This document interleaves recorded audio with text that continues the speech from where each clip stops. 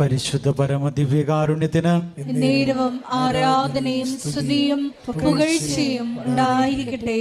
പരിശുദ്ധ പരമദിവ്യകാരുണ്യത്തിന് നേരവും ആരാധനയും സ്തുതിയും പുകഴ്ചയും ഉണ്ടായിരിക്കട്ടെ. പരിശുദ്ധ പരമദിവ്യകാരുണ്യത്തിന് നേരവും ആരാധനയും സ്തുതിയും പുകഴ്ചയും ഉണ്ടായിരിക്കട്ടെ. കൃപാസനം പ്രത്യക്ഷീകരണ മധ്യസ്ഥ പ്രാർത്ഥന നമുക്ക് ഏറ്റുചൊല്ലാം. അമ്മേ പരിശുദ്ധ അമ്മേ, അമ്മേ പരിശുദ്ധ അമ്മേ, ദൈവമാതാവേ, ദൈവമാതാവേ, കൃപാസനത്തിലൂടെ ഞങ്ങൾക്കും ഞങ്ങളുടെ ദേശത്തിനും അമ്മ മാധ്യസ്ഥം തേടിത്തന്ന എല്ലാ അനുഗ്രഹങ്ങൾക്കും കൃപകൾക്കും ഞങ്ങളിപ്പോൾ ഹൃദയം നിറഞ്ഞ നന്ദി പറയുന്നു. അമ്മേ പരിശുദ്ധ അമ്മേ, ദൈവമാതാവേ, 2004 ഡിസംബർ 7-ാം തീയതി ഉച്ച കഴിഞ്ഞ് 2:30 കൃപാസനത്തിൽ സംഭവിച്ച അമ്മയുടെ പ്രത്യക്ഷപ്പെടലിനെ കുറിച്ച് തിരുസഭയ്ക്ക് സമർപ്പിച്ചിരിക്കുന്ന പഠനരേഖകളുടെ വസ്തുനിഷ്ഠവും ദൈവശാസ്ത്ര വിധിപ്രകാരമുള്ളതുമായ അന്വേഷണ പഠനങ്ങൾ നടത്തി ആ പ്രത്യക്ഷപ്പെടലിലൂടെ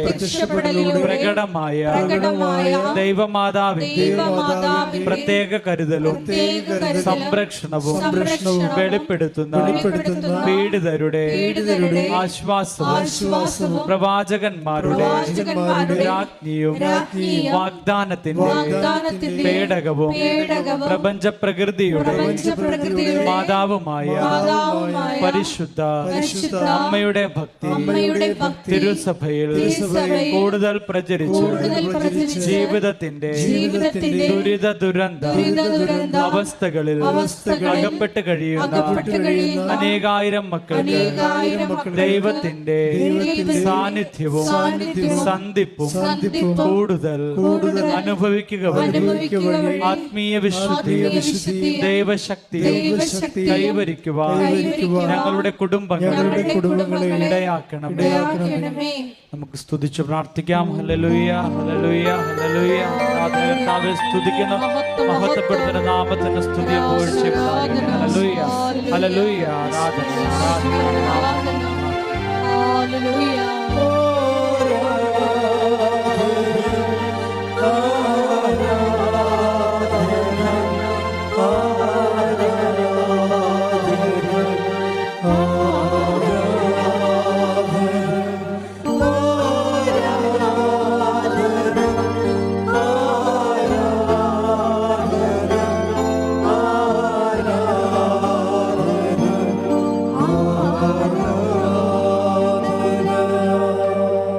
പരിശുദ്ധ പരമ ദിവ്യകാരുണ്യത്തിന് നേരവും ആരാധനയും സ്തുതിയും പുകഴ്ചയും ഉണ്ടായിരിക്കട്ടെ. പരിശുദ്ധ പരമ ദിവ്യകാരുണ്യത്തിന് നേരവും ആരാധനയും സ്തുതിയും പുകഴ്ചയും ഉണ്ടായിരിക്കട്ടെ. പരിശുദ്ധ പരമ ദിവ്യകാരുണ്യത്തിന് നേരവും ആരാധനയും സ്തുതിയും പുകഴ്ചയും ഉണ്ടായിരിക്കട്ടെ. അമ്മേ പരിശുദ്ധ അമ്മേ, അമ്മേ പരിശുദ്ധ അമ്മേ, ഭൂസ്വർലോകങ്ങളുടെ രാജ്ഞിയായ അങ്ങയ്ക്ക് ഭൗമ സംരക്ഷണത്തിനായി പ്രപഞ്ച പ്രകൃതിയെ തന്നെ തിരുസഭ പ്രതിഷ്ഠിക്കുവാൻ ഈ പ്രത്യക്ഷീകരണം വഴി ഇടയാക്കണമേ. പരിശുദ്ധ അമ്മേ, ജപമാല മാതാവേ, സകല കൃപാസനം പ്രാർത്ഥനകളോടും ചേർന്ന് ഞങ്ങളിപ്പോൾ പ്രാർത്ഥിക്കുന്നു. ഈ കുടുംബത്തിന്റെ പ്രത്യേക നിയോഗവും മൗനമായി നിന്നുകൊണ്ട് നമ്മളെ ഓരോരുത്തരുടെയും വ്യക്തിപരമായിട്ടുള്ള നിയോഗങ്ങൾ ദിവ്യകാരുണ്യ തിരുസന്നിധിയിൽ പരിശുദ്ധ അമ്മയുടെ മധ്യസ്ഥതയിൽ നമുക്ക് സമർപ്പിച്ച് പ്രാർത്ഥിക്കാം.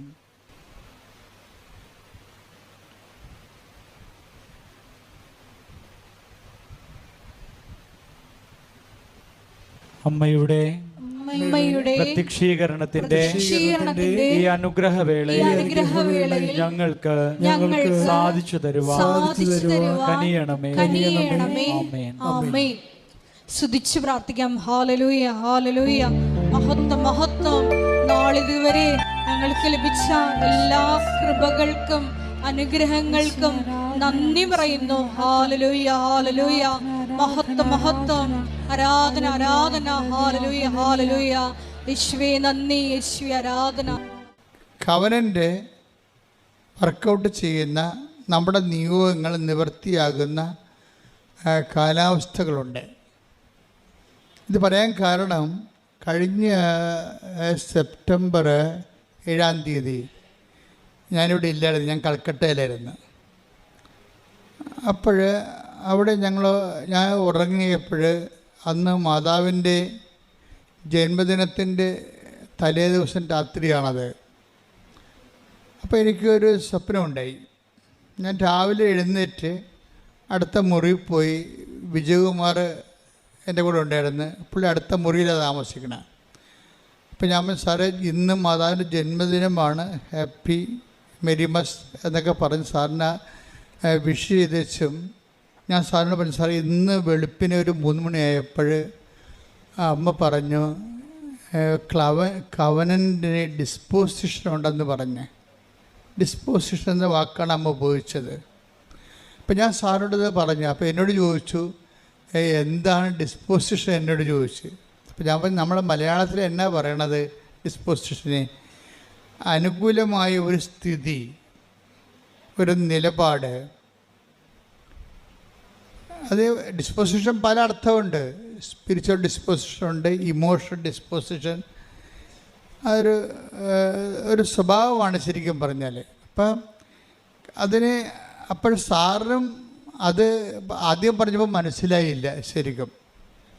ഞാൻ പിന്നെ അത് ഈ ദിവസങ്ങളിലൊക്കെ അതിൻ്റെ കറക്റ്റ്നെസ് കിട്ടാൻ വേണ്ടി അങ്ങനെ പ്രാർത്ഥിച്ച് വെയിറ്റ് ചെയ്യുകയായിരുന്നു. അമ്മ എന്താ ഈ നിങ്ങൾ മാതാവിൻ്റെ കൂടെ ജീവിക്കുമ്പോൾ നിങ്ങൾക്കറിയാമല്ലോ, എല്ലാം ആദ്യം വേണ്ടത് ശ്രദ്ധയാണ് വേണ്ടത്. മാതാവിൻ്റെ ഉടമ്പടിയായി കഴിഞ്ഞാൽ പിന്നെ നിങ്ങൾ ശ്രദ്ധ വേണം നിങ്ങൾക്ക്. ഇപ്പം നിങ്ങൾക്ക് ഇപ്പം പ്രഗ്നൻ്റ് ആയി കഴിഞ്ഞാൽ ഇപ്പോൾ നിങ്ങൾ കല്യാണം കഴിച്ചു, ഉടനെ പ്രഗ്നൻ്റായി കഴിയുമ്പോൾ എന്താ, അവർക്ക് നേരത്തെ പ്രഗ്നൻ്റ് ആകുന്നതിന് മുമ്പ് ഉണ്ടായിരുന്ന മാനസികാവസ്ഥ അല്ലല്ലോ. അവർക്ക് പ്രത്യേക കുഞ്ഞിനെക്കുറിച്ചാണ് പിന്നെ ശ്രദ്ധയുള്ളത്. കുഞ്ഞിനൊന്നും കേട് വരരുത് എന്ന രീതിയിൽ അവർ ഇരിപ്പ് നോക്കും, അവർ കിടക്കുമ്പോൾ നോക്കും, ചരിയണ നോക്കും, എല്ലാം നോക്കും. അപ്പം അതെന്താ കാര്യം വെച്ച് കഴിഞ്ഞാൽ, ആവശ്യമായ ഓക്സിജനും അതുപോലെ തന്നെ കുഞ്ഞിനെ കിട്ടി സ്വസ്ഥമായി അത് വളരുക എന്നുള്ള ഒരു ഉദ്ദേശമാണ് അമ്മയ്ക്കുള്ളത്. അതൊരു ഡിസ്പോസിഷനാണ് ശരിക്കും പറഞ്ഞാൽ. ഇപ്പം മനസ്സിലായില്ലേ കാര്യങ്ങൾ പെട്ടെന്ന്? അതാണ് എൻ്റെ കാര്യം. അത് അനുകൂലമായ നമ്മുടെ മാനസികമായ ഒരു സഹകരണം, അനുകൂലമായ സഹകരണം. അതിനാണ് അച്ഛൻ ക്ലൈമറ്റ് എന്ന് പറഞ്ഞത്, കവനൻ്റെ ക്ലൈമറ്റ്. ഈ കവനൻ്റെ ക്ലൈമറ്റ് ഈ ദിവസങ്ങളിൽ ഈ ദിവസങ്ങളിൽ വന്ന സാക്ഷ്യങ്ങളെല്ലാം ഞാൻ പരിശോധിക്കുകയായിരുന്നു. ക്ലൈമറ്റ് ഡിസ്പോസിഷൻ എവിടെയൊക്കെയാണ് ഉള്ളതെന്നാണ് ഞാൻ ഈ ദിവസങ്ങളിൽ സാക്ഷ്യം കേട്ടപ്പോൾ നോക്കിയത്.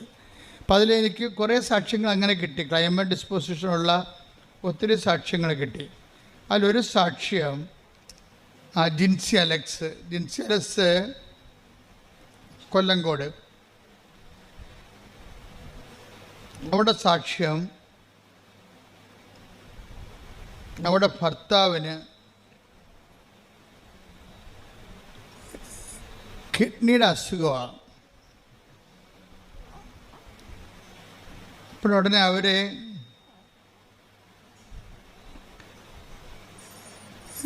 ഈ ഭർത്താവിനെ ഡയാലിസിസിന് കയറ്റുമ്പോൾ ഇവർക്കാണെങ്കിൽ കാര്യം അവർ ചെറുപ്പമാണ്. അപ്പോൾ പെട്ടെന്നിങ്ങനെ ഒരു കിഡ്നിക്ക് അസുഖം വന്നപ്പോൾ നമ്മൾ പറയില്ലേ, പച്ചമലയാളത്തിൽ പറഞ്ഞ നിന്നിടം മറന്നു പോകണമെന്ന് പറയത്തില്ലേ. അപ്പം അങ്ങനെ ഒരവസ്ഥ ആണ് അവിടെ ഉള്ളതെല്ലാം. പക്ഷേ ഇവളീ ഉടമ്പടി എടുത്തിരിക്കും. കിഡ്നി അസുഖമാണെന്ന് കേട്ടപ്പോൾ തന്നെ വന്ന് ഉടമ്പടി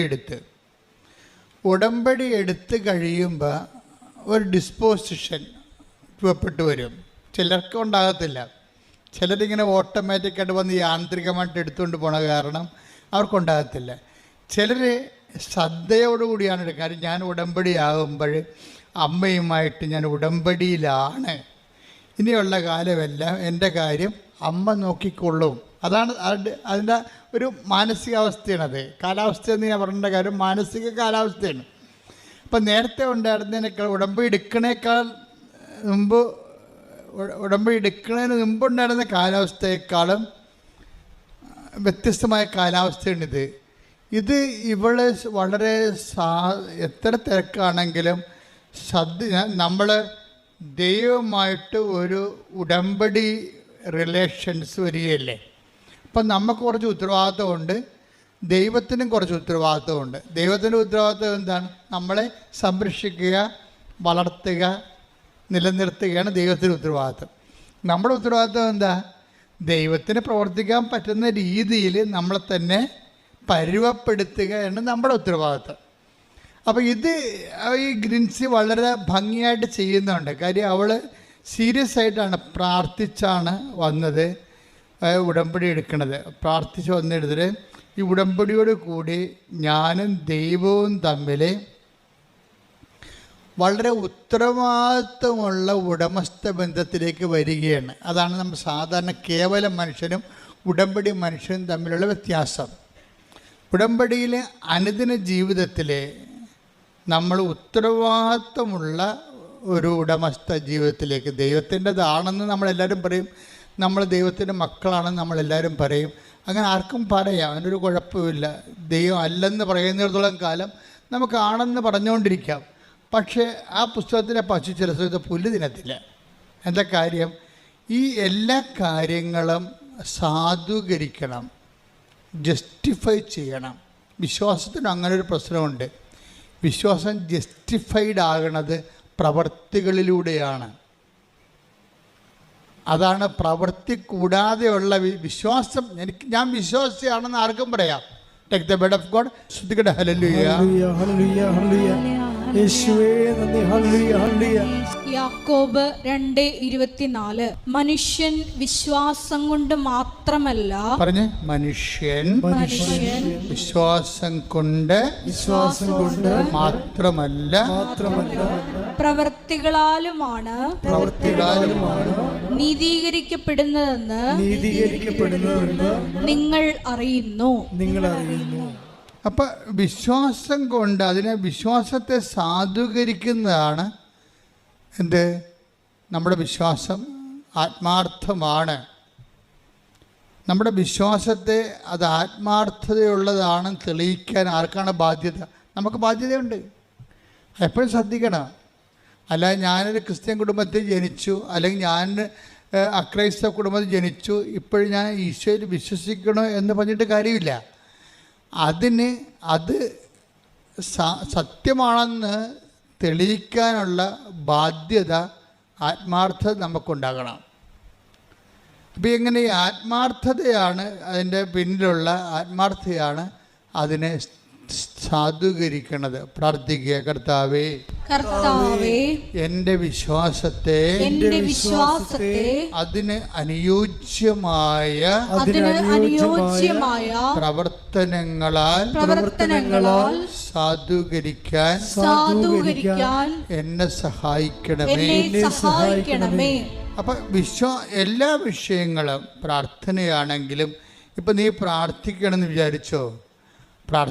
വിചാരിക്കുമ്പോൾ I am so serious about this prayer എന്ന് ദൈവത്തോട് പറയാൻ വേണ്ടിയാണ് നമ്മൾ മുട്ടേന്ന് നിൽക്കണത്. അല്ലെങ്കിൽ ഇരുന്നാൽ മതിയല്ല, നമ്മൾ ഊണ് കഴിക്കാൻ വേണ്ടി ഇരിക്കുകയല്ലേ ചെയ്യണത്. അപ്പോൾ ഓരോ കാര്യത്തിനും ഓരോ ഡിസ്പോസിഷനുണ്ട്. ഓരോ കാര്യത്തിന്, എല്ലാ കാര്യത്തിനും കൂടി ഒരു രീതി അല്ലല്ലോ. ഇപ്പം നമ്മൾ ഇരുന്ന് നമ്മൾ കസേര ഇരുന്ന് ഊണ് കഴിക്കും. കസേര ഇരുന്നും ഒക്കെ പ്രാർത്ഥിക്കുകയും ചെയ്യാം, ദൈവം കേൾക്കും. കാര്യം പ്രാർത്ഥിക്കുന്നത് നമ്മളല്ലേ, മനസ്സിലല്ലേ പ്രധാനം. പക്ഷേ ഒരു ഫിസിക്കൽ ഡിസ്പോസിഷൻ അവിടെ വരും. എന്താ കാര്യം? I am so serious about this prayer, അതുകൊണ്ട് ഞാൻ മുട്ടി നിൽക്കുന്നത്. കാര്യം ഇത് പ്രാർത്ഥനയ്ക്ക് വേണ്ടി മാത്രം ഉപയോഗിക്കുന്ന പൊസിഷനാണ്. അതാ വിഷയം. പ്രാർത്ഥനയ്ക്ക് വേണ്ടി മാത്രം ഉപയോഗിക്കുന്ന പൊസിഷൻ. നമുക്ക് നടന്നൊക്കെ പ്രാർത്ഥിക്കാം. ഞാൻ രാവിലെയൊക്കെ നടന്നാണ് പ്രാർത്ഥിക്കുന്നത്. പക്ഷേ അതിൻ്റെ പ്രോപ്പർ പൊസിഷൻ എന്താണ്? മുട്ട നിൽക്കുക എന്നുള്ളതാണ്. അപ്പം അതാണ് ഒരു രീതി. അതേസമയം ഇന്ത്യൻ രീതി അനുസരിച്ച് സർവ്വസാഷ്ടാംഗമായിട്ട് വീണ് കിടക്കും. അതും ശരിയാണ്. കാര്യം എന്താണ്? അത് നമ്മൾ എല്ലാ വിഷയത്തെക്കാളും ദൈവത്തെ അംഗീകരിക്കുകയും ആരാധിക്കുകയും ചെയ്യുന്ന സർവാംഗ സാഷ്ടാംഗം പ്രണാമം ചെയ്ത് കിടക്കും. ഞങ്ങളൊക്കെ കിടക്കും അതുപോലെ. അതിൻ്റെ കാര്യം വെച്ച് കഴിഞ്ഞാൽ ഇതെല്ലാം പ്രാർത്ഥനയുടെ ഡിപ്പോസിഷനാണ്. അങ്ങനെ കിടന്ന് ഉറങ്ങിപ്പോണവരും ഉണ്ടാകും. അപ്പോൾ ഉറക്കത്തിന് നമ്മൾ കിടക്കുകയാണ് ചെയ്യണത്. പക്ഷെ പ്രാർത്ഥനയ്ക്ക് നമ്മൾ കമന്നാണ് കിടക്കണത്. കണ്ടാ, ഉറക്കം നമുക്കത് ഇങ്ങനെയൊക്കെ ചരിഞ്ഞൊക്കെ കിടക്കാം അല്ലേ? പക്ഷെ സർവ്വസാഷ്ടാംഗം വേണം കിടക്കണം. എങ്ങനെയാണ്? കമന്നാണ് കിടക്കണത്. കൈ സ്വസ്തിക എഴുതി ശിരസിൻ്റെ മുന്നിൽ വെച്ച് കവന്ന് കിടക്കൂടാ. അപ്പോൾ വെച്ചാൽ സർവാംഗം നമ്മൾ സമർപ്പിക്കണം എന്നാണ് അവർ. അപ്പോൾ ഇതാണ് പൊസിഷൻ എന്ന് പറയുന്നത്, പ്രോപ്പർ പൊസിഷൻ. ഇതുപോലെ ഉടമ്പടിക്കും ഒരു പ്രോപ്പർ പൊസിഷനുണ്ട്. ഒന്നല്ല, ഒത്തിരി ഉണ്ട്. ഒത്തിരി പ്രോപ്പർ പൊസിഷൻസ് ഉണ്ട്. ഇതിൽ അതിൻ്റെ നിലപാടുകളും വരും. നിലപാടുകൾ ഓരോ വിഷയത്ത് അതിൽ സമീപനങ്ങൾ വരും. നമ്മുടെ ഒരു സമീപനം. ഇപ്പം ഉദാഹരണത്തിന് ഇപ്പം ഈ ജിൻസിയുടെ വിഷയം എന്താണ്? ജിൻസിയുടെ ഭർത്താവിന് അലക്സിനാണ് കിഡ്നി അസുഖം. ഇപ്പം ഡയാലിസിസ് നടന്നുകൊണ്ടിരിക്കുകയാണ്. ഡയാലിസിസ് നടന്നു കഴിഞ്ഞപ്പോൾ ഈ മനുഷ്യൻ, അതായത് രണ്ടുപേരും കൂടി വളരെ സന്തോഷമായിട്ട് ജീവിച്ചതാ, ചെറുപ്പക്കാരാണ്. പക്ഷെ പെട്ടെന്ന് അങ്ങോട്ട് കാലാവസ്ഥ മാറി വേറൊരു ലെവലിലായി. ഡയാലിസിസ് കഴിഞ്ഞോടുകൂടി ഇയാൾക്ക് എന്ത് സംഭവിക്കുന്നതിനെക്കുറിച്ച് ഇയാൾക്കൊരു ഐഡിയ ഇല്ല. ഇയാൾ തളർന്ന രീതിയിൽ ഇവളെ ഇങ്ങനെ നോക്കും. എന്താണ്, നമ്മൾ പിരികയാണല്ല എന്നുള്ള അതാണ് അവസ്ഥ. നോക്കിയേ, ഇങ്ങനെ നോക്കുമ്പോൾ അച്ഛൻ വന്ന് ലാസ്റ്റ് സാക്രമെൻ്റ് കൊടുക്കും, അവസാനത്തെ കുദാശ കൊടുക്കും.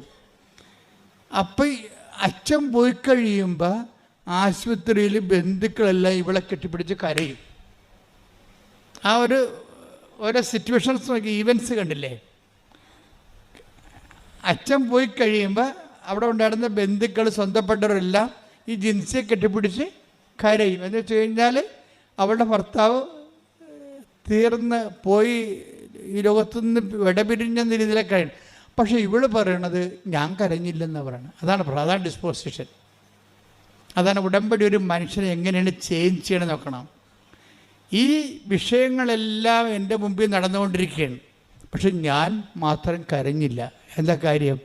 എനിക്കറിയാം അമ്മ ഏതെങ്കിലും നിമിഷം ഉടമ്പടി എടുത്തിരിക്കണം. ഞാൻ അമ്മയുമായിട്ട് ഉടമ്പടിയിലാണ്. അപ്പോൾ ഏതെങ്കിലും സമയത്ത് അമ്മ ഈ വിഷയം അറിയും. അച്ഛൻ വന്നതും അച്ഛൻ പോയതൊക്കെ ആദ്യം പറഞ്ഞത് ആരാണ്? അമ്മ അറിഞ്ഞിട്ടുണ്ട്. ഇത് ഇതാണ് ഡിസ്പോസിഷൻ. ഇപ്പോൾ അതൊക്കെ മനസ്സിലായില്ലേ? ഡിസ്പോസിഷൻ എന്ന് പറഞ്ഞാൽ മനസ്സിലായില്ലേ? അതായത് ഇത്രയും നമ്മുടെ ചുറ്റും ലോകം മുഴുവനും കലങ്ങി മറിയുമ്പോഴും ഉടമ്പടി എടുത്ത ആ ദൈവ പൈതൽ ഒരു ഉടമ്പടി നിലപാടുണ്ട്. ഉടമ്പടി സമീപനത്തിലൂടെ ദൈവത്തിൽ ആഴമായി വിശ്വസിച്ച് തൻ്റെ ഈ സംഘർഷങ്ങളിടയിലുള്ള തൻ്റെ വിശ്വാസം ഏറ്റുപറച്ചിൽ അങ്ങ് അറ്റ കൈയായിട്ട് നിൽക്കുകയാണ്. കരയാതെ അങ്ങ് ദൈവത്തിൽ ആഴമായി ശരണപ്പെട്ടുകൊണ്ട് നിൽക്കുകയാണ്. പെട്ടെന്നാണ് ഈ മനുഷ്യൻ്റെ ലക്ഷണം മാറണത്. പടപടാ ഇവളുടെ ഇതെല്ലാം ദൈവത്തിൽ നമ്മളുടെ ഒരു നിലപാട്, സമീപനമൊക്കെ പ്രാർത്ഥനയാണ്. പ്രാർത്ഥന ചുണ്ടുകൊണ്ട് മാത്രമുള്ളതല്ല. അതായത് ഈ ഇങ്ങനെയുള്ള സംഘർഷ സമയത്തുള്ള നമ്മുടെ ഇതൊക്കെ ഒരു ഉടമ്പടി നിലപാടാണ്. എന്താ, നമ്മൾ വെറുതെ ഒരു പ്രാർത്ഥിച്ചിരിക്കുകയല്ല, നമ്മൾ ദൈവവുമായിട്ട് ഒരു ഉടമ്പടി എടുത്തിരിക്കുകയാണ്. അപ്പം ദൈവവും നമ്മൾ ഈക്വൽ പാർട്ട്നേഴ്സാണ്. ഈ ഒരു വ്യവഹാരത്തിലെ ബന്ധത്തിൽ 50-50 പാർട്ട്ണറാണ് നമ്മൾ. പകുതി നമ്മളും പകുതി ദൈവവുമാണ്. അപ്പോൾ ഒരു പൊതുവായിട്ടുള്ള പദ്ധതിയാണ് ഉടമ്പടി. ദൈവവും നമ്മളുള്ള അതിലൊരു വിഷയമാണ് ഭർത്താവിൻ്റെ ഈ കിഡ്നിയുടെ അസുഖം ഭേദമാകുന്നത്. എന്നിട്ട് പെട്ടെന്ന് പതുക്കെ അതായത് നമ്മുടെ ഭാഗത്തു നിന്നുള്ള പേയ്മെൻറ്റ്, ഇതാണ് പേയ്മെൻറ്റ് എന്ന് പറയുന്നത്. ഇപ്പം നമ്മൾ അഡ്വാൻസ് കൊടുത്താൽ മാത്രം പോലെ അപ്പോൾ ഉടമ്പടി നിങ്ങൾ എടുക്കുമ്പോൾ നിങ്ങളുടെ അഡ്വാൻസ് കൊടുക്കുകയാണ്. എന്താ കാര്യം? ഇങ്ങനെയൊക്കെ ഉള്ളതെല്ലാം ദൈവത്തിന് വേണ്ടി ചെയ്തുകൊള്ളാമെന്ന് പറഞ്ഞ ഒരു അഡ്വാൻസ്. പക്ഷേ ദൈവം എന്നാ ചെയ്യണമെന്ന് പറയുമ്പോൾ അതിൻ്റെ ഫുൾ എമൗണ്ട് പേ ചെയ്യാൻ പറയും. ഫുൾ എമൗണ്ട് പേ ചെയ്യാൻ പറയും. പക്ഷേ ആൾക്കാർക്കത് മനസ്സിലാകത്തില്ല. ചിലർ പറയും സാധനം കിട്ടട്ട എന്നിട്ട് ഞങ്ങൾ ഫുൾ എമൗണ്ട് പേ ചെയ്യാൻ പറയും. എങ്ങനെ? എന്തെങ്കിലും ഒന്ന് നടക്കട്ട, ജോലി കിട്ടട്ട, അല്ലെങ്കിൽ വിസ കിട്ടട്ട, അല്ലെങ്കിൽ ജപ്തി നടപടി മാറട്ടെ, എന്നിട്ട് ഞങ്ങൾ പത്രം കൊടുക്കാമെന്ന് പറയും. അപ്പോൾ അതൊരു ബാർഗെയിനിങ്ങിലേക്ക് മാറും. ചില ആൾക്കാർക്ക് മണ്ടത്തരം പറഞ്ഞാൽ അങ്ങനെയാണ് ഉടമ്പടിയിൽ. എന്നുവെച്ചാൽ അവർ ഫുൾ എമൗണ്ട് പേ ചെയ്യുന്നതിന് മുമ്പ് ദൈവത്തോട് ചോദിച്ച് ദൈവം ഇങ്ങോട്ട് തന്നു കഴിഞ്ഞിട്ട് ഞങ്ങൾ ഫുൾ എമൗണ്ട് പത്രം കൊടുക്കുകയോ രോഗികളെ പോയി കാണുകയോ എന്തെങ്കിലും ചെയ്യാമെന്ന് പറയും. പക്ഷെ നടക്കത്തില്ല. നിങ്ങൾ അങ്ങനെ ഒരാളായത് കൊണ്ട് തന്നെ നിങ്ങളിങ്ങനെ ദൈവത്തിനെ കൊണ്ട് എല്ലാം ചെയ്യിച്ചതിന് ശേഷം ദൈവത്തിന് വിശ്വാസത്തിലെടുക്കണില്ലല്ലോ. അതാണ് പ്രശ്നം. ചില ആൾക്കാർ ഒന്നും കിട്ടിയില്ലെങ്കിലും ശരി തനിക്ക് ചെയ്യാനുള്ളതെല്ലാം ചെയ്തു മാറ്റും, ഫുൾ എമൗണ്ട് പേ ചെയ്ത് കളയും. എന്താ കാര്യം? അവർ ദൈവത്തെ വിശ്വാസത്തിലെടുക്കുന്നു. ദൈവം എപ്പോഴായാലും ഈ വിഷയത്തിൽ ഇടപെടുമെന്ന് അവർക്ക് ആത്മാവിൽ. ഇതിനാണ് നിങ്ങളുടെ നമുക്കറിയാൻ പറ്റും ആത്മാവിലെ. അതായത് നിങ്ങൾ കുറച്ച് ക്ലിയർ ആണെങ്കിൽ ഈ സംശയത്തിൻ്റെ കാർമേഘം ഒന്നും ഇല്ലെങ്കിൽ, സംശയത്തെ കാർമേഘം എന്നാണ് വിളിക്കണത്. Take the word of God. യാക്കോബ് 1:6. യാക്കോബ് 1:6. സംശയിക്കാതെ വിശ്വാസത്തോടെ വേണം ചോദിക്കാൻ. സംശയിക്കുന്നവൻ കാറ്റിൽ ഇളകി മറിയുന്ന കടൽ തിരക്ക് തുല്യനാണ്. അപ്പം സംശയിക്കാതെ വേണം ഇത് വിഷയം ചെയ്യാൻ. അതായത് നിങ്ങൾ കണ്ണും പൂട്ടി അങ്ങോട്ട് ചെയ്യണം ഉടമ്പടിയിൽ. ഇപ്പം ദൈവം, അതിൻ്റെ അർത്ഥം എന്താണ്? ദൈവത്തെ നമ്മൾ വിശ്വാസത്തിൽ എടുക്കുന്നു, അതാണ് വിഷയം. അല്ല ദൈവത്തിൽ നിന്ന് ഒരു ഇൻസ്റ്റാൾമെൻറ്റ് വരട്ടെ, ഈ കമ്പനി ശരിയാണെന്ന് നോക്കട്ടെ, ഈ ഏജൻറ്റ് നമ്മളെ പറ്റിക്കോ എന്ന്. നമ്മൾ വിസ ഏജൻറ്റുമാർ എപ്പോഴും സംശയത്തോടെയല്ല നോക്കണം, ഈ കാശ് പോകുക എന്ന് ഓർത്തിട്ട്. അതുപോലെ വിസ ഏജൻറ്റുമാരെ നിങ്ങൾ നോക്കണ പോലെ ദൈവത്തെ നോക്കുന്നുണ്ട് ചില ആൾക്കാർ. അതാണ് നിങ്ങൾക്ക് കളിപ്പ് വരുന്നത്. അപ്പോൾ ദൈവത്തിന് അറിയാൻ പറ്റുമല്ലോ ഇത് സംശയമാണെന്ന്. സംശയത്തിൽ ഉടമ്പടി വർക്കൗട്ട് ചെയ്യത്തില്ല. സംശയത്തിൽ ഉടമ്പടി, അത് സംശയം ഒരു നെഗറ്റീവ് ഡിസ്പോസിഷനാണ്. അത് പറഞ്ഞില്ലേ, കടൽ തിര പോലെയാണ്, ഇങ്ങനെ ഒന്നിനു പിറകെ ഒന്നായി വന്നിട്ട് അലസ്വസ്ഥപ്പെടുത്തിക്കൊണ്ടിരിക്കും. അപ്പോൾ അത് കട്ടൻഡായിട്ട് ഇൻവെസ്റ്റ് ചെയ്യണതാണ് ഏറ്റവും നല്ലത്. പ്രാർത്ഥിക്കുക. കർത്താവായ ദൈവമേ, ഉടമ്പടി നിബന്ധനകളെ നിർബാധം നിറവേറ്റാൻ എനിക്ക് പ്രത്യേകമായ അഭിഷേകം നൽകണമേ. ശ്രുതികട ഹല്ലേലൂയ.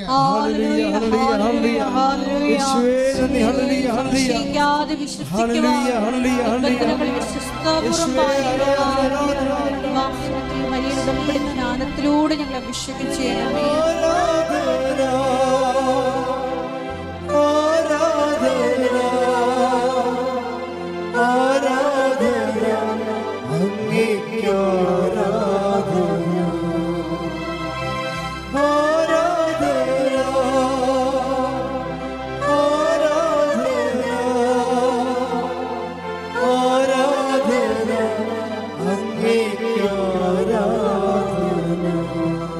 കുറേ ഘടകങ്ങളുണ്ട്. അതിൽ ഇവർ അച്ഛൻ സ്വന്തം ഭർത്താവിന് അന്ത്യകുദാശം നൽകി പിരിയുമ്പോൾ ബന്ധുക്കൾ ഇവിടെ കെട്ടിപ്പിടിച്ച് കരയുമ്പോൾ ഇവൾ വേങ്ങലടിച്ച് അവിടെ കൂടെ കരയേണ്ടതാണ്. ശരിക്കും പറഞ്ഞ് എല്ലാം തീർന്നെന്നും പറഞ്ഞുകൊണ്ട് കരയേണ്ടതാണ്. ഇവിടെ കരയാത്തതിൻ്റെ കാരണം ഇവളുടെ വിശ്വാസം, പ്രത്യാശ ഇവർക്ക് കൊടുക്കുന്നുണ്ട്. പ്രത്യാശ എന്താണ് നമുക്ക് നൽകണത്? പ്രത്യാശ നമ്മളെ നിരാശരാക്കുന്നില്ല. പ്രത്യാശ എപ്പോഴാണ് നമ്മൾ നിരാശരാക്കാത്തത്? നമ്മൾ ചിന്തിക്കുന്ന പരിശുദ്ധാത്മാവിനാൽ ദൈവത്തിൻ്റെ സ്നേഹമെന്തെന്ന്. Take the word of God. റോമർ 5:5. ശ്രുതികട ഹല്ലേലൂയ. 5:5. പ്രത്യാശ നമ്മെ നിരാശരാക്കുന്നില്ല. ഒന്ന് പറഞ്ഞേ, പ്രത്യാശ നമ്മളെ നിരാശരാക്കുന്നില്ല. കാരണം നമുക്ക് നൽകപ്പെട്ടിരിക്കുന്ന പരിശുദ്ധാത്മാവിലൂടെ ദൈവത്തിന്റെ സ്നേഹം നമ്മുടെ ഹൃദയങ്ങളിലേക്ക് ചൊരിയപ്പെട്ടിരിക്കുന്നു. അപ്പൊ ഇതാണ് വിഷയം. അതായത് ഉടമ്പടി എടുക്കുമ്പോഴേ ജിൻസിക്ക് ഇതിന് ഇനിയുള്ള എല്ലാ അതിജീവനങ്ങൾക്കും ആവശ്യമായ ആത്മാഭിഷേകം കിട്ടിയിട്ടുണ്ടാണ്, പരിശുദ്ധാത്മാവിനെ. അത് വെറുതെ നിൽക്കാൻ പറ്റത്തില്ല. അതായത് എല്ലാവരെയും അന്ത്യകൂദാശം നൽകിയിട്ട് സ്വന്തം ഭർത്താവിന് അന്ത്യകൂദാശം നൽകിക്കൊണ്ട് അച്ഛൻ പിരിയുമ്പോൾ ബന്ധുക്കളെല്ലാം ഇവളെ കെട്ടിപ്പിടിച്ച് കരയുമ്പോൾ ഇവളിങ്ങനെ വളരെ നിശ്ചയദാർഢ്യത്തോടെ നിൽക്കുന്നത് പ്രത്യാശ കൊണ്ടാണ്. എന്താ കാര്യം? ഞാൻ ഉടമ്പടി എടുത്തിട്ടുണ്ട്, എൻ്റെ ഭർത്താവിൻ്റെ ജീവിതത്തിൽ ഇത് അവസാന വാക്കല്ല, ദൈവത്തിൻ്റെതാണ് അവസാന വാക്ക്. ഇന്നല്ലെങ്കിൽ അടുത്ത നിമിഷം ദൈവം പ്രവർത്തിക്കുമെന്ന് ഇവിടെ പ്രത്യാശിക്കുന്നു. അവിടെ എന്തുകൊണ്ടാണ് പ്രത്യാശിക്കണമെന്നാണ് വചനം പറയുന്നത്. എന്താണ്? പ്രത്യാശ നമ്മളെ നിരാശരാക്കുന്നില്ല. എന്താ കാര്യം? അപ്പോൾ ഉടമ്പടി എടുത്തവരും എടുക്കാത്തവരും നമ്മൾ വ്യത്യാസം കണ്ട. എടുക്കാത്തവർ കെട്ടിപ്പിടിച്ച് കരയുന്നു,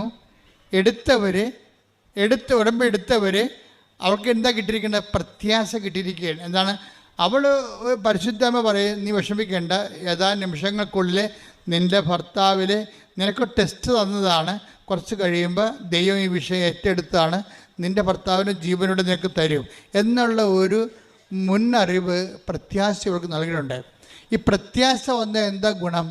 നമുക്ക് നിരാശ എന്ന് പറഞ്ഞാൽ എന്താണ്? ഇപ്പോൾ ആൾക്കാർ പറയും നിരാശ ഉണ്ടാകാതിരിക്കുക എന്ത് ചെയ്യണം? ആശ ഉണ്ടാകാതിരുന്നാൽ മതിയെന്ന്. പണ്ട് ബുദ്ധനൊക്കെ അങ്ങനെ പറഞ്ഞുകൊണ്ടിരുന്നത്, ആശ ഉണ്ടാകാതിരുന്നാൽ മതിയെന്ന്. പക്ഷേ ബൈബിൾ പറയും, ബൈബിൾ അതിനെ ഈ അണ്ടേ കൊണ്ടേ വളം വെക്കത്തില്ല, ഡയറക്റ്റ് റൂട്ടിലെ വളം വെക്കത്തുള്ളൂ. ബൈബിൾ എന്താ പറയണത്? പ്രത്യാശ ഉണ്ടെങ്കിൽ സ്വാഭാവികമായിട്ട് നിനക്ക് നിരാശ ഉണ്ടാകത്തില്ല. എന്തുകൊണ്ടാണ് നിനക്ക് നിരാശ ഉണ്ടാകാത്തത്? എന്താണെന്ന് വെച്ച് കഴിഞ്ഞാൽ പരിശുദ്ധാത്മാവ് നിനക്ക് അറിവ് നൽകും. അതാണ് വിഷയം. എന്താണ്? ഈ ഉടമ്പടിയോടുകൂടി നീ പരിശുദ്ധാത്മാവിൻ്റെ പ്രത്യേകമായ ഇടപെടലിനും കമ്മ്യൂണിക്കേഷനിലാകും നീ ദൈവമായിട്ട്. അപ്പോൾ ഒരു ആന്തരികമായൊരു കമ്മ്യൂണിക്കേഷൻ കിട്ടിക്കഴിഞ്ഞാൽ നിനക്ക് ആന്തരിക ഉറപ്പ് ലഭിക്കും. ഇപ്പം എല്ലാവരും കിടന്ന് വിഷമിക്കുമ്പോഴും ചില സ്നേഹബന്ധങ്ങളൊക്കെ ഉണ്ടാകുമല്ലോ. അപ്പോൾ ഒത്തിരി കല്യാണ മന്ദിരം പോണ്, അവളെ ഒന്നിനും കെട്ടണില്ല, ഒന്നിനും സമ്മതിക്കണില്ല അവൾ. അപ്പോഴേ അപ്പനും അല്ലേ അവളെ ഏറ്റവും അടുത്തറിയാവുന്നത് അവളുടെ ആങ്ങളൊക്കെയായിരിക്കും. ആങ്ങളക്ക് മറ്റുള്ള കാര്യങ്ങളൊക്കെ അറിയാവുന്ന ആളായിരിക്കും. വന്ന് ചോദിക്കും, എടി നീ ഇങ്ങനെ നിൽക്കണത് എന്താ? നിനക്ക് വല്ല ഉറപ്പും കിട്ടിയിട്ടുണ്ടാന്ന് ചോദിക്കും. എന്ന് വെച്ച് കഴിഞ്ഞാൽ അവൾക്കല്ലേ അറിയാൻ പാടില്ല ഉറപ്പ് കിട്ടിയിട്ടുണ്ടാകുന്നത്. ഇതൊരു മറ്റു മനുഷ്യരോട് പറയാൻ പാടില്ലാത്തൊരു ഉറപ്പാണ് ദൈവവും നമ്മളും തമ്മിലുള്ള ബന്ധത്തിലുണ്ടാകുന്ന ഉറപ്പുകൾ. അതെപ്പോഴും ഇപ്പം നിങ്ങൾക്ക് മനസ്സിലായില്ലേ? ഞാൻ നിങ്ങൾക്ക് മനസ്സിലാകുന്ന ഭാഷയിലാണ് സംസാരിക്കുന്നത്. എന്ന് വെച്ച് കഴിഞ്ഞാൽ ഒരു ദൈവികമായ ആന്തരികമായ ഉറപ്പ് ഇവക്കുണ്ട്. എന്താണത്? ഇത് അവസാനമല്ല, ദൈവം ഇടപെടുമെന്ന്. ആ ഉറപ്പ് പക്ഷേ ഉടമ്പടി എടുക്കാത്തവർക്കില്ല. ഉടമ്പടി എടുക്കുമ്പോൾ എന്ത് നിങ്ങൾക്ക് സംഭവിക്കണമെന്ന് നിങ്ങൾ അറിയണം. നിങ്ങളിങ്ങനെ ഓരോ ആൾക്കാർ വന്നിട്ട് ഓരോ അപേക്ഷക്കത്ത് എഴുതിക്കൊണ്ടു നിൻ്റെ അടുത്ത് കെട്ടിത്തത്തിച്ച് പോണ പോലെ അങ്ങനെ ഈസിയായിട്ട് പോണവരെ പോകും. അവർക്ക് അത് മനസ്സിലാകത്തില്ല. പക്ഷേ ഇത് ഉടമ്പടി വളരെ കാമ്പെക്കൊണ്ട് ശ്രദ്ധയോടെ ക്ലാസ്സെല്ലാം കേട്ട് താൻ എന്തിനാണ് ഉടമ്പടി എടുക്കണതെന്ന് എന്ന് ഒക്കെ നല്ല നിശ്ചയത്തോടെ ഉടമ്പടി എടുക്കുന്നവർക്ക് അവരുടെ അറിവിന് ആനുപാതികമായ ഒരു അനുഭവം ഉണ്ടാകും. എപ്പോഴും നമ്മൾ ശ്രദ്ധിക്കേണ്ടതേ ഇതെല്ലാം വർക്കൗട്ട് ചെയ്യണത് ഒരു അനുഭവത്തിൻ്റെ വെളിച്ചത്തിലാണ്. അനുഭവം ഉണ്ടാകണമെങ്കിൽ എന്ത് ചെയ്യണം? ആദ്യം അറിവുണ്ടാകണം. അറിവെന്ന് പറഞ്ഞാൽ എന്തുമാത്രം അറിവാണെന്ന് എനിക്കറിയത്തില്ല. ഞാൻ 10-38 കൊല്ലമായി ശുശ്രൂഷ ചെയ്തുകൊണ്ടിരിക്കുന്നതാണ്. ഇപ്പോഴും ഈ വിഷയത്തിൽ പുതിയ പുതിയ കാര്യങ്ങളാണ് കർത്താവ് പറയണത്. അപ്പോൾ അറിവ് എവിടെ ചെന്നെത്തുമെന്ന് ഒരു പിടിയുമില്ല. നമ്മൾ ചിലപ്പോൾ ഇപ്പോഴും ABCD തന്നെ ആയിരിക്കും ചിലപ്പോൾ ആധ്യാത്മികതയുടെ. എത്ര കഴിഞ്ഞാൽ ഇതിൻ്റെ അകത്ത് വെച്ച് കഴിഞ്ഞാൽ അറിവാണ് നമുക്ക് എന്ത് തരണത്? അനുഭവം തരണത്. അപ്പം അനുഭവത്തിൻ്റെ അകത്ത് മൈനർ അനുഭവം എക്സ്പീരിയൻസ് ഉണ്ട്, മേജർ എക്സ്പീരിയൻസ് ഉണ്ട്. ഇപ്പം മൈനർ എക്സ്പീരിയൻസിന് മൈനറായിട്ടുള്ള അറിവൊക്കെ മതി. മേജർ എക്സ്പീരിയൻസിന് മേജർ ആയിട്ടുള്ള വിസ്റ്റം വേണം. ഇതാണ് നമ്മൾ കൂടുതൽ ആഴങ്ങളിലേക്ക് നീക്കി വലയിറക്കാൻ ഈശോ പറയത്തില്ലേ? ഈശോ എന്താ ശ്രദ്ധിക്കട്ടെ. ഹല്ലേലൂയ. ലൂക്ക 5:4. 5:4. ലൂക്ക 5:4. സംസാരിച്ചു തീർന്നപ്പോൾ പറഞ്ഞ് സംസാരിച്ച് തീർന്ന്. അപ്പം ഈശോ പ്രസംഗിക്കായിരുന്നു അവരോട് കടൽത്തീരത്തിൽ വെച്ച്. പറഞ്ഞ് സംസാരിച്ചു തീർന്നപ്പോൾ അവൻ ശിമയോനോട് പറഞ്ഞു, ആഴത്തിലേക്ക് നീക്കി മീൻ പിടിക്കാൻ വലയിറക്കുക. ഇത് വാസ്തവത്തിൽ ഞാൻ ഒരിക്കലും ഈ വചനം വായിച്ചുകൊണ്ടിരുന്നപ്പോഴേ, ഇപ്പോഴല്ല, ഇപ്പം ഞാനിത് ഓർത്തുകൊണ്ടിങ്ങനെ പറയാം. അതായത് ഈശോ ഈ നമുക്ക് കടലിലത്തെ, ഞാൻ കുറേ നാൾ കടലോരത്തും കടലിലും ഒക്കെ ആയിട്ട് സുവിശേഷ വേല ചെയ്താണ്. എപ്പോഴും വെള്ളം പിഞ്ചിരിക്കാൻ പോവുകയും പിന്നെ വർഷമാകുമ്പോൾ എല്ലാ വെള്ളങ്ങളും ഒരുമിച്ച് കൂട്ടിയിട്ട് അവരെ കുമ്പസാരിപ്പിക്കുകയും വള്ളത്തേക്ക് കടലിൽ ചെറുവള്ളങ്ങളിൽ പോയിട്ട് വലിയ വള്ളങ്ങളിൽ കയറിയും ബോട്ടുകളിൽ പോയി അവരെ വെഞ്ചരിക്കുകയും കത്തോലിക്കരെ കുമ്പസാരിപ്പിക്കുകയും ചെയ്യുന്ന ഒരു ശുശ്രൂഷയുണ്ട്. 10 കൊല്ലം ചെയ്തതാണ്. അപ്പോഴൊക്കെ നമുക്ക് കടത്തീരത്ത് വരുമ്പോൾ നമുക്ക് കാണുന്നൊരു വിഷയം എന്ന് വെച്ച് കഴിഞ്ഞാൽ, ചില ബീച്ചുകാരൊക്കെ ഉണ്ടാവും കടലോരത്ത്, കടലിൽ ബീച്ചുണ്ട്. അവർക്ക് വല്ല കൂരി പോലെയൊക്കെ ഉള്ള മീനൊക്കെ കിട്ടും. അവർക്ക് കണമ്പ്, മാലാൻ, അങ്ങനെയൊക്കെ ചെറിയ ചെറിയ മീനൊക്കെ കടത്തീരത്ത് കൂടി പോണ മീനുണ്ട്. പക്ഷെ നമ്മൾ ഈ ലോ പ്രഷറിലുള്ളതാണ്. നങ്ക്, ഇതുപോലെ തന്നെ ചെമ്മീൻ, ഇതൊക്കെ ലോ പ്രഷറിൽ വർക്ക് ചെയ്യണതാണ്. അതിൻ്റെ തീരത്തിൻ്റെ ഒരു പ്രത്യേകതയാണത്. അതുകൊണ്ട് ജീവിക്കുന്ന ഒത്തിരി പേരുണ്ട്. ഇപ്പോഴ് ഈ ആൾക്കാരൊക്കെ തെർമക്കോൾ പോലൊക്കെ ഒരു വള്ളമൊക്കെ ഉണ്ടാക്കി അതിൽ തുഴഞ്ഞ് ഒറ്റക്ക് പോയി. ഇപ്പോൾ ആൾക്കാർ ഒരാൾ മതി അതിൻ്റെ അടുത്ത് പോകാൻ. ഇപ്പോൾ ആ മേഖലയിൽ നിന്നെല്ലാം ആൾക്കാരെല്ലാം പഠിച്ച് വേറെ തൊഴിലിന് പോവുകയാണ്. ഇനിയിപ്പോൾ ആ മേഖലയിൽ നാളെ ഹൈടെക് വരും. ഇപ്പോഴും നമ്മൾ ജപ്പാനിലൊക്കെ കാണുന്ന പോലെ ഡ്രോണൊക്കെ കൊണ്ടാണ് ഇപ്പോൾ ജപ്പാനിലൊക്കെ വല ഇറക്കണത്. വലയും കൊണ്ട് ഡ്രോൺ പോയിക്കൊള്ളൂ. ഡ്രോൺ തന്നെ കടലിൽ വല ഇട്ടിട്ട് തിരിച്ചു വരുന്നുള്ളൂ. എന്നിട്ട് ചെറിയൊരു ബീഞ്ച് പോലെ സാധനം വെച്ചിട്ട് തന്നെത്താൻ വലിക്കും. കടലിൽ പോകേണ്ട കാര്യമില്ല. ഇപ്പം കാലങ്ങൾ അങ്ങോട്ട് മാറുകയാണ്. നാളെ നനഞ്ഞിട്ടുള്ള പരിപാടിയൊന്നുമില്ല, അപകടമില്ല, എല്ലാം. പക്ഷേ ആഴങ്ങളിലേക്ക് നിൽക്കാനൊന്നും ഇവർക്ക് പറ്റത്തില്ല. ആഴങ്ങളിലേക്ക് നിൽക്കണമെങ്കിൽ തിരുത, അറക്ക പോലെയുള്ള വലിയ വലിയ മീനുകൾ ഹൈ പ്രഷറിൽ താമസിക്കുന്നതാണ്. നല്ല ആഴങ്ങളിലേക്ക്. ഈ അനുഭവത്തിലും അങ്ങനെ ഒരു പ്രശ്നമുണ്ട്. നിങ്ങൾ പനി മാറുക, നെഞ്ചുവേദന മാറുക, വേർപ്പാറുക, അങ്ങനെയുള്ള കൊച്ചു മീനുകളെ പിടിക്കണമെങ്കിൽ നിങ്ങളുടെ ഈ ലോ ഫെയ്ത്ത് മതി, ചെറിയ ഫെയ്ത്ത് മതി.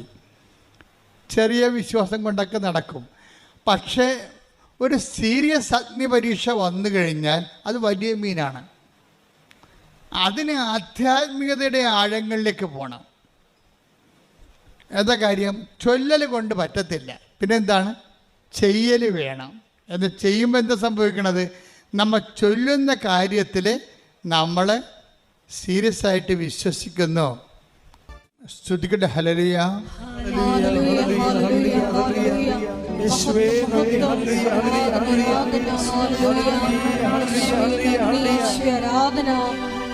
വചനം ശ്രവിക്കുവാൻ ഞങ്ങളെ ഒരുക്കണമേ എന്ന് പ്രാർത്ഥിക്കുന്നു. അഭിഷേകം നൽകണമേ.